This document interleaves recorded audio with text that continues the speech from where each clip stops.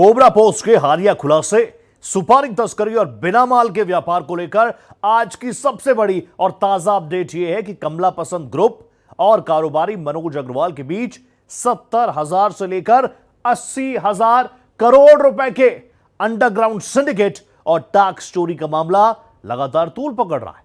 इससे जुड़े मामले में ईडी की छापेमारी हो चुकी है और अब जांच तेजी से आगे बढ़ रही है। द ग्रेट इंडियन सुपारी स्कैम, खोजी जर्नलिज्म करने वाले कोबरा पोस्ट का बड़ा खुलासा।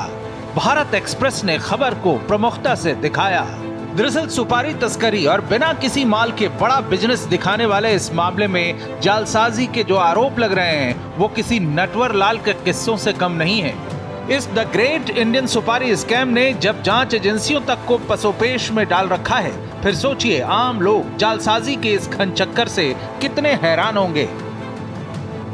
कोबरा पोस्ट ने सुपारी तस्करी और बिना माल के बिजनेस दिखाने वाले बड़े गोरख धंधे का पर्दाफाश किया, इसलिए इसे द ग्रेट इंडियन सुपारी स्कैम कहा जा रहा है। कमला पसंद ग्रुप और कारोबारी मनोज अग्रवाल के बीच 70,000 से लेकर 80,000 करोड़ रुपए के अंडरग्राउंड सिंडिकेट और टैक्स चोरी के इस मामले में एनफोर्समेंट डायरेक्टरेट ने सख्त एक्शन लेते हुए पिछले दिनों देश के कई राज्यों में 22 से ज्यादा ठिकानों पर ताबड़तोड़ छापेमारी की। इसके बाद मनी लॉन्ड्रिंग कानून PMLA के तहत ली गई तलाशी में नकदी, डिजिटल उपकरण और दस्तावेज भी जब्त किए गए।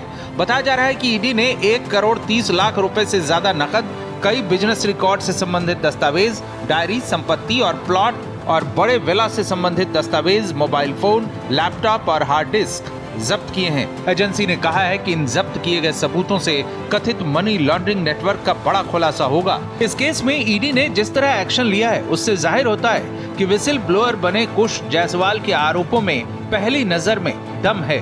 इस मामले में विसिल ब्लोअर कुश जायसवाल के इंटरव्यू पर आधारित अपनी खोजी पड़ताल में कोबरा पोस्ट ने इस पूरे अवैध नेटवर्क की परतें खोली हैं। साउथ से माल दिल्ली आना था, दिल्ली से माल गुड़गांव जाना था, गुड़गांव से माल कलकत्ता, गुड़गांव से नागपुर जाना था और नागपुर से कलकत्ता जाना था।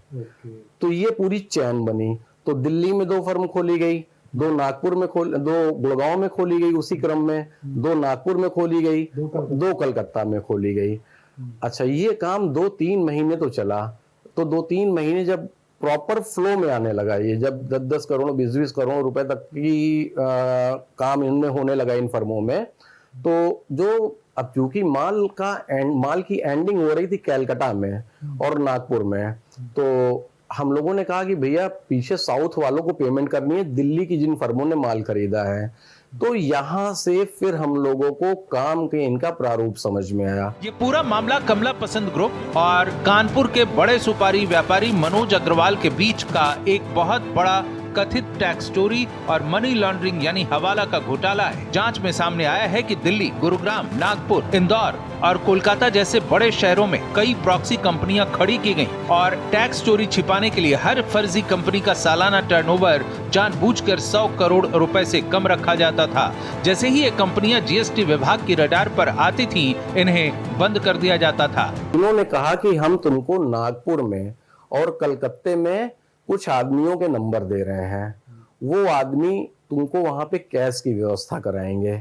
तो हमने कहा भैया कैश की व्यवस्था क्यों होगी वहां पे, तो ये तो किसी फर्म को माल जाना है।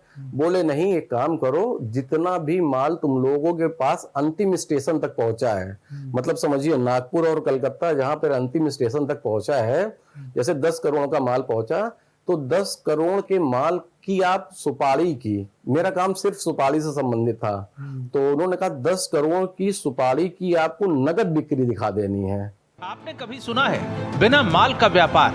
लेकिन विजिल ब्लोअर कुश जायसवाल के दावों के मुताबिक मनोज अग्रवाल और उससे जुड़े नेक्सस ने कई बार कागजों पर करोड़ों के हेरफेर किए, जबकि वास्तविकता में सुपारी का एक टुकड़ा भी ट्रांसफर नहीं किया गया था। इस मामले पर आधिकारिक वित्तीय जांच एजेंसियों की तरफ से आने वाले दिनों में बड़ी कार्रवाई का अनुमान लगाया जा रहा है। दिल्ली से संवाददाता गोपाल कृष्ण और देवनाथ की रिपोर्ट, भारत एक्सप्रेस।